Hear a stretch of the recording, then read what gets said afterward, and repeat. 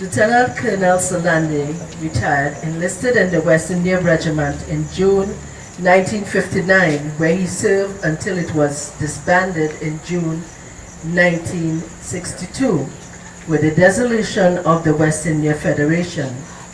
He then became a foundation member of the Trinidad and Tobago Regiment as a Lance Corporal in 1962.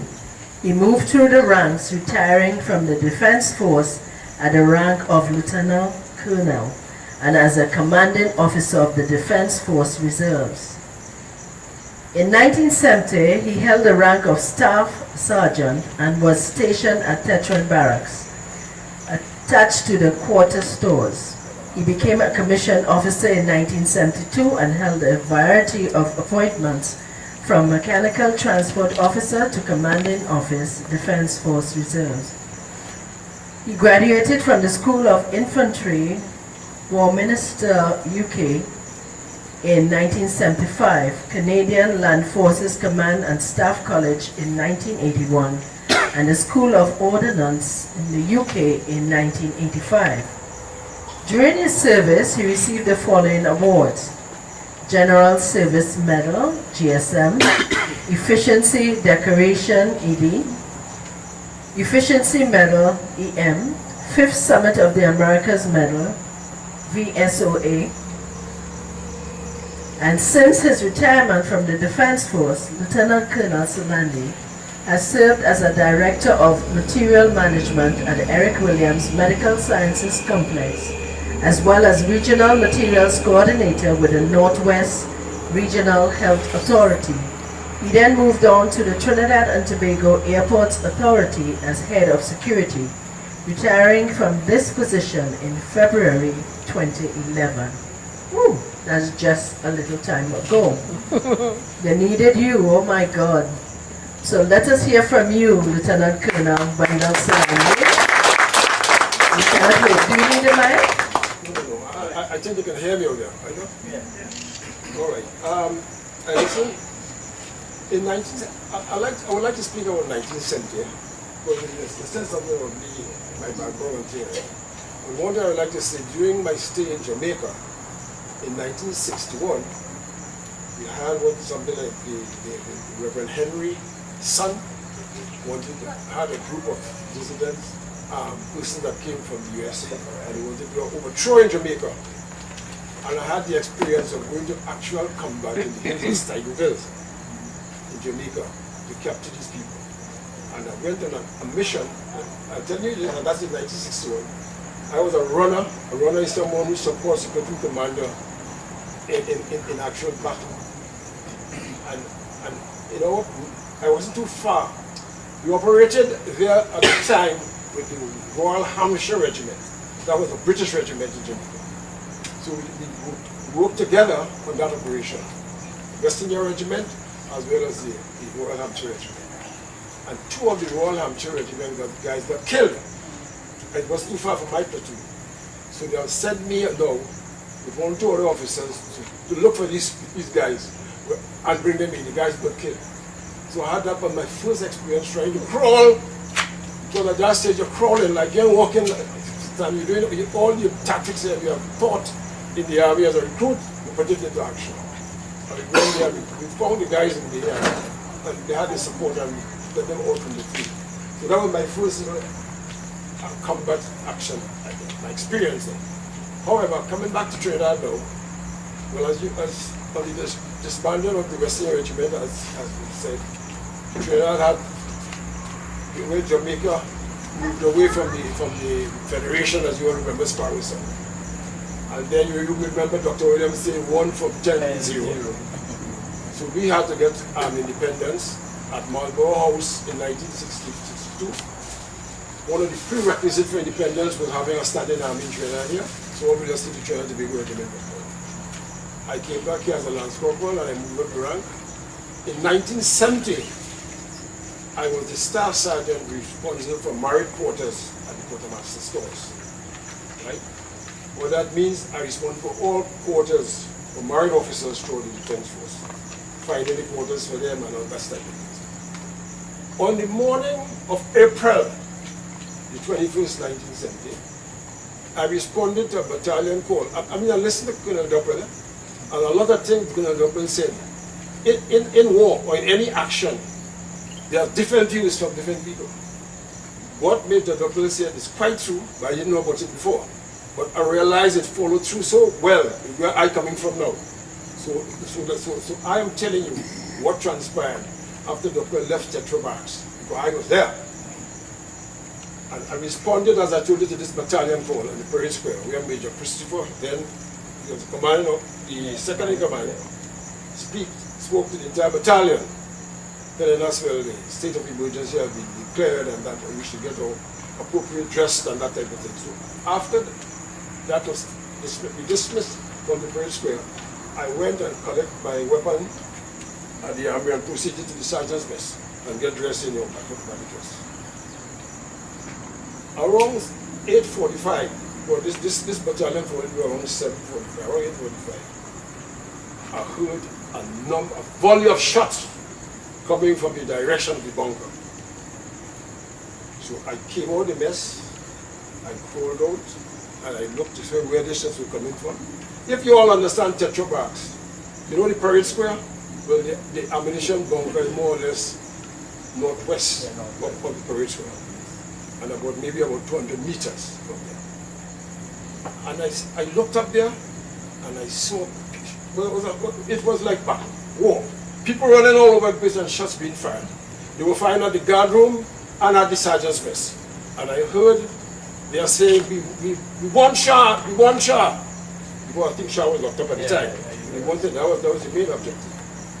So I said, so I crawled back into the mess.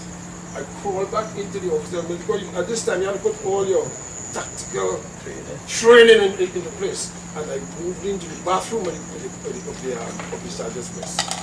It was Sir Major Charles and Hazel. Well, you may not know these people, but two of the sergeants. I went in there and I decided to look through the louvers where I can see what is really happening up at the bunker. And I saw RSM French and Payne, who were the two officers, they were in Gabardine, so that was me there. They were standing with their hands to praise. And I saw a lot of officers behind them with guns and things like that. Why shots being fired on the service? I remained there. Thereafter, I heard, but remember, I'm in the bathroom. I went into a bathroom, I pulled the curtain like that into the bathroom, and there was some just sitting on a rifle right there.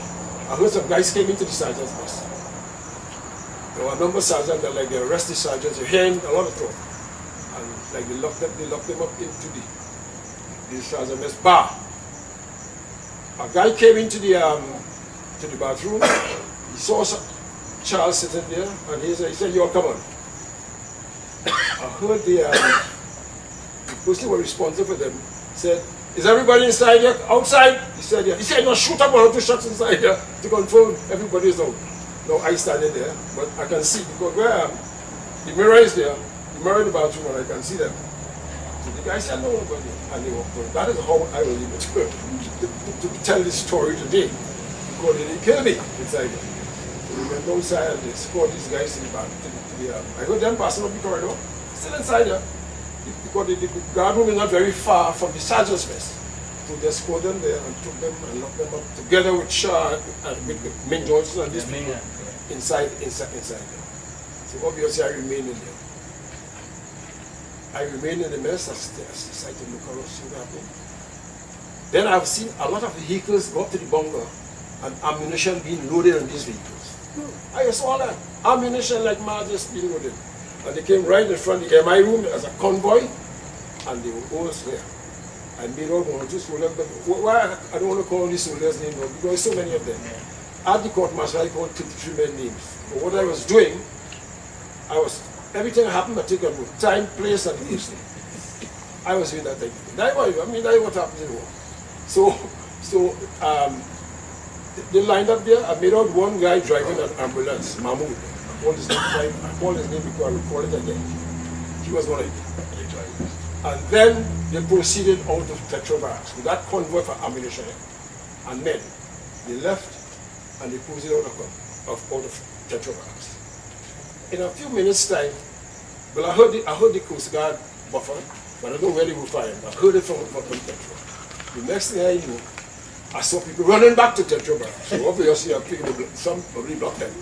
And they coming back Tetro. Man, listen, there was a mad rushing. Why is they coming back Tetro? A craft was passing. And I saw them shoot at the aircraft. So we go over there.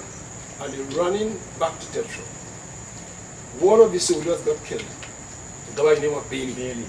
A shrapnel thing went through that helmet. Because I actually saw the helmet and killed him. And they came back. The civilian workers, they came and they came to the sergeant's mess. So I remained there with them. Right? When the guys came back to Tetro, they had the various patrolling all over Tetro. It was a madness. Nobody was going that time. I was in the sergeant's mess. So the evening time, around 5 o'clock, a battalion 40 was blown. And they said we should parade outside the medical room. You may hear that word a lot. That's the medical.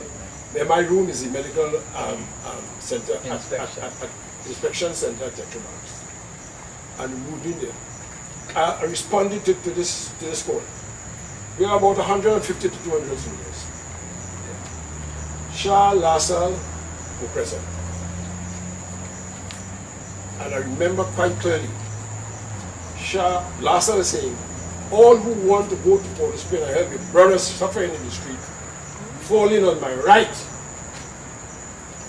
And all who are against him, obviously falling. No one moved.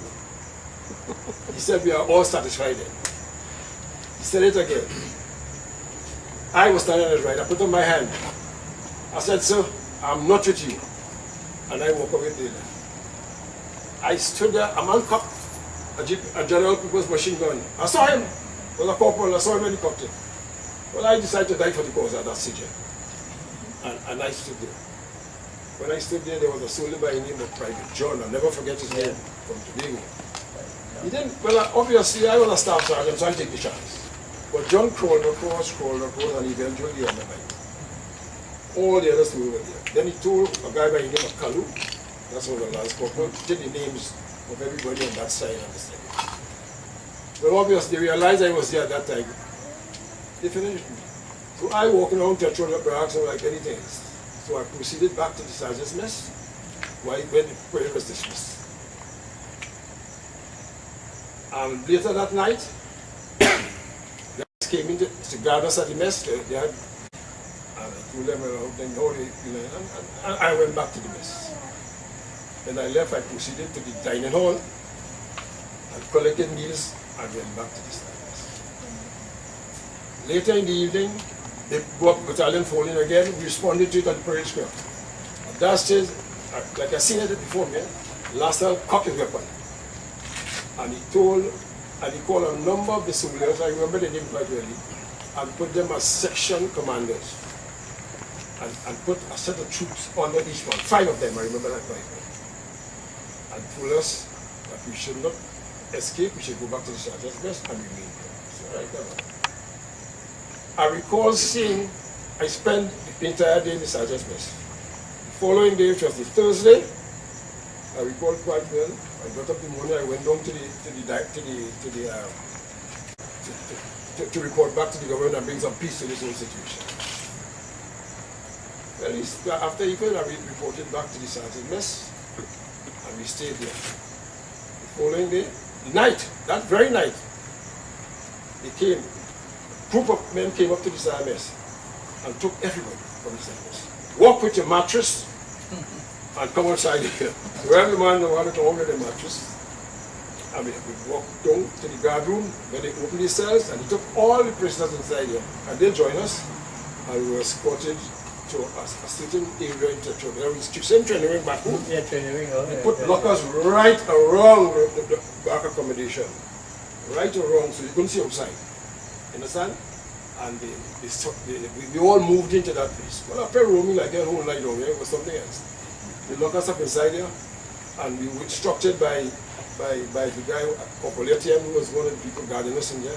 Said no one should try to escape, but when you try to escape, we still want up, we try to do them and killing you and all that kind of things. So well, I am not escaping at that stage. At that stage, it was being closed, it was all the officers who were there as well as the sergeants. So we started playing cards all night, nothing to do. And a lot of things happening was there.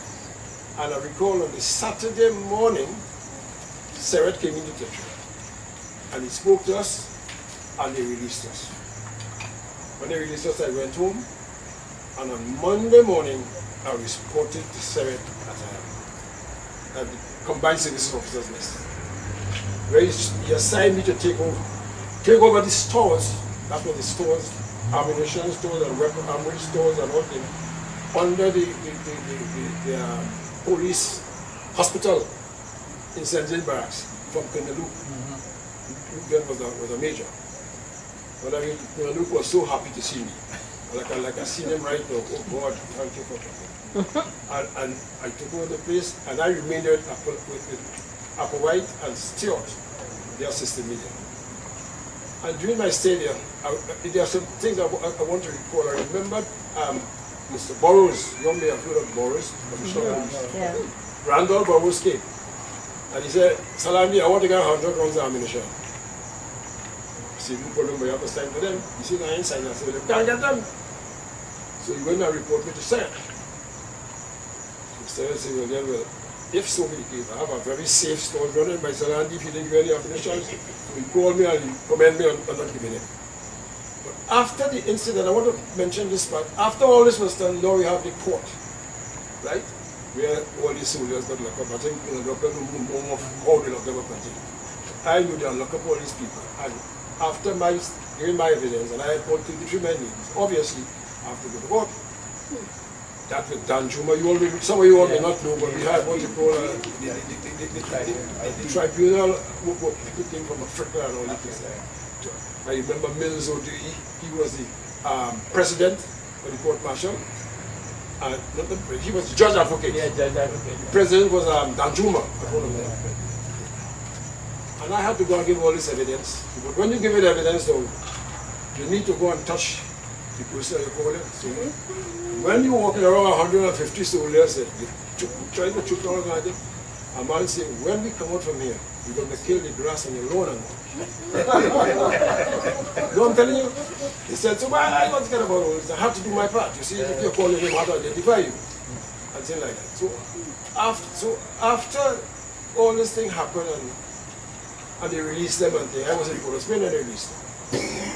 And they came down Port of Spain and they went to the Frenchies. I was in the Frenchies.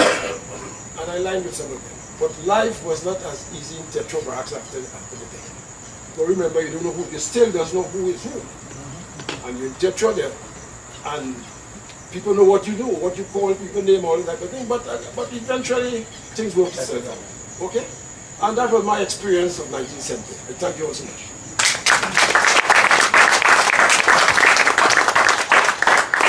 Thank you so much, Lieutenant Colonel Wendell Salandy. Yes, something I want to find out, Lieutenant. What about David Brazan? Oh, okay, I can give you that story. Yes, because I know well he was top notch at Sandhurst. Yeah, well, he did all right. And I've noticed you all didn't bring up his name, only LaSalle and No, Shaw. well, He wasn't there. No, he wasn't there. He was there. He was there. But then why did they sell him to Carrera? He will explain. Okay. I'm not going to explain that. With all due respect to David, he was an Indian. Right? David was away, I think, on a junior course. A junior course. Yeah, maybe not long, because he was still a young. But anyhow, he was away. And when this happened, and he, not stupidly, because I thought it was all right. But anyhow, I'll explain what. He wrote a letter saying, fellas, I'm with you. Now, these fellas are in jail at the time, so you know where your correspondence comes. You're reading it. So, here it is, we have evidence that David Brazan was one of them. So when he came back, he was duly arrested and court-martialed. Now, I was on the court-martial, right? And frankly, if David had simply got up and he had a lawyer here, I won't call his name, but anyhow, if he had simply said, Chief, I was afraid for my family, so I wrote to tell them with them so that nothing would happen because I know what's going on, so he would have got away.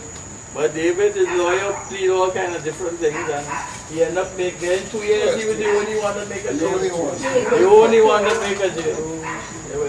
But if I could just continue on there, I'd just like to finish off this thing properly in a sense, because there was a lot that happened after for example, a lot of you blame Colonel Johnson and all that and all kind of strange things. But anyhow, in fact, his post, as I said earlier, was police headquarters. From the time the 21st came about, he was the joint commander. The police, army, what have you, for all the services, he was in charge. And in fact, he was there, and in fact, he jumped in the boat and came, and he was more or less the person who authorized shooting at Tetron and trying to blow up the bunker with everybody in it and what have you. But anyhow, thank God he didn't actually hit the bunker. Otherwise, we would have been talking about how many died. In fact, as Wendell said, we only lost with all that one man, Private Bailey, and by accident. But apparently he was what you call the advance guard. And he came down and got under the truck, the bus, and when they both hit up there, the shrapnel found him under the bus. I went through the helmet and killed him. Anyhow, that is by the way. What I want to get on with, first of all, it is very important that all you realize, when these fellas, and I think the word got out somehow, like Gaylord and so forth, had mined that road, it made no sense trying to come out through there. And in fact, it took a lot to undo the mine. But there we had a hell of a time moving all the explosives, and so that the Gaylord had put under that drain, up in the drain, right across the road. And if it had gone off, I think that whole hill would have come down. All right, what I want, in fact, these people are very smart. And although people talk about, I mean, no offense to the Coast Guard, but if the regiment personnel had really been with the rebels, they could easily have come to Port of Spain with all the guns. Because while the whole talk was going on, because you may not know when this thing reached the stalemate and Brigadier Serrett, and so Carl Hudson, Philip, and a few people came down to Chacacabana and started to have meetings with the rebel leaders. Meanwhile, back at the ranch, Black Power people and using soldiers were moving ammunition through the hills. And they took ammunition. It's amazing that they took a lot of ammunition and rifles from Tetron Bay over the hills through Bagatelle right down. And at the bottom of Bagatelle, they were picked up by a jeep with a tractor pulling it, a trailer with a tractor. And these things were taken from there, believe it or not, through Bagatelle, all through the back, through Cameron. I don't know these places, Cameron, and ended up on the Lady Young, and were buried on the Lady Young. Now I'm saying this because I'll show you how we found this out, believe it or not, was that, as I said before, I told my men run away and join me, they'll find me. In fact, most of them found me at police headquarters. And most of them went to the gate and started defending the gate to prevent anybody coming out. One of them who came was a Lance Corporal Simon.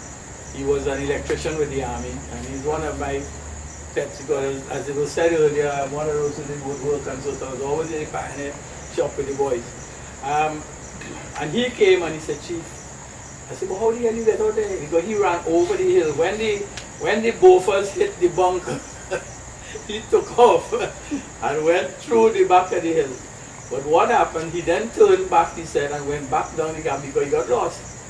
And then he volunteered to help bring out the ammunition with Black Power fellas and about 6 other soldiers, ammunition and rifles. And he was able to tell us the whole procedure. Well, he didn't actually tell us where the rifles were buried because he didn't know that. Because when he reached, I think, after Cameron more or less, 4 ex-soldiers that he knew, well, no, sorry, 2 ex-soldiers and 2 other fellows that he knew were part of the Black Power movement. They took over and they went with the ammunition. But once he told us who these fellows were, and Brigadier Serrett was a great man. Brigadier Serrett, myself, and his driver only went up to Laventille because I knew the fellows because some of them had been, how do you put it? You know, we have certain soldiers who could make great soldiers, but they're just bad. But these fellows were just unruly. So eventually I had to send them out to the army. But I knew them, and I knew they kind of respected me because we worked together. So we went up and we found them where they were. And I got onto them and managed to convince them eventually that to talk to us. And they told us, because when talking to them, I realized these fellas didn't have any ideology. They didn't want to be in any movement. They just wanted fun. Anything that they could be in, a little thing and make a dollar. So, in fact, they came with us, and about 2 weeks later, we went to pick them up, and they carried us up in the same car and carried us right to where they had buried all the rifles. I mean, I think we have a record because I think it's the only people that in life, when they lost so many weapons, got back all.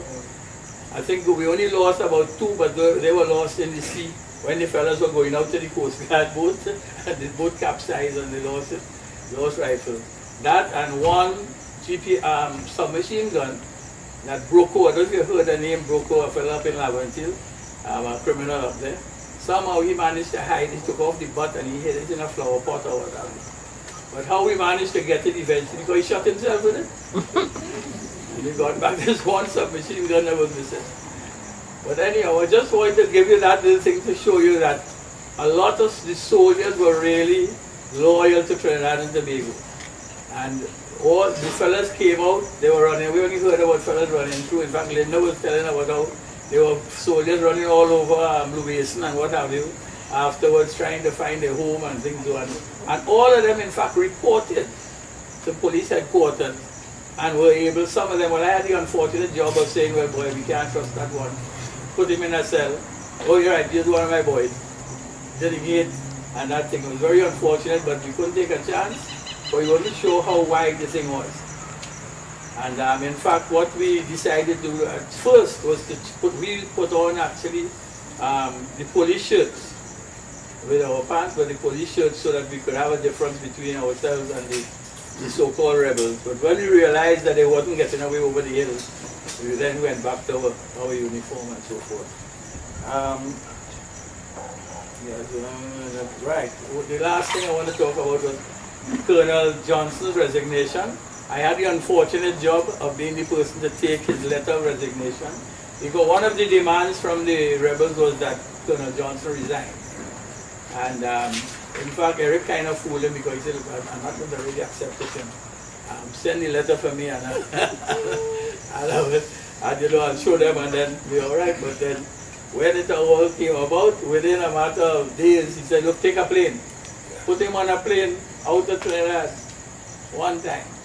But, and to cut a long story short, in fact, I ended up working for Dr. Eric Williams for 5 years after that, undercover. I had 5 soldiers and 5 policemen. And if I say so for myself, I think we did more than these fellas are doing nowadays, because we closed down a number of areas, including one police station in Princestown that was doing drugs with the people. And Laloon Maruga sorted out a lot of stuff down there. So we did quite a bit. Our job was very simple. Stop the guns.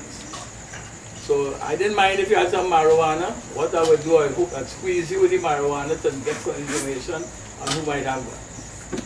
And people talk about Burroughs. I must say all you might think, Burroughs was my good friend. And I do not believe 90% of what is said about Burroughs. I never saw him kill anybody. And what I know, when we used to, because he was a very weak man, people do not know that, when we used to go in the bush, Burroughs would be down at the bottom taking coffee with the old people. And you know, by the time we get back, he know everything. When he come back down, he say, David, that behind the mango tree over there, they were burying something. So they would find all kind of things. It really was great the way and I worked with them. So I just want to say that for the last. And thank you very much, folks, for listening. Thank you so much to the 2 Lieutenant Colonels. My God, so much information. What a descriptive account.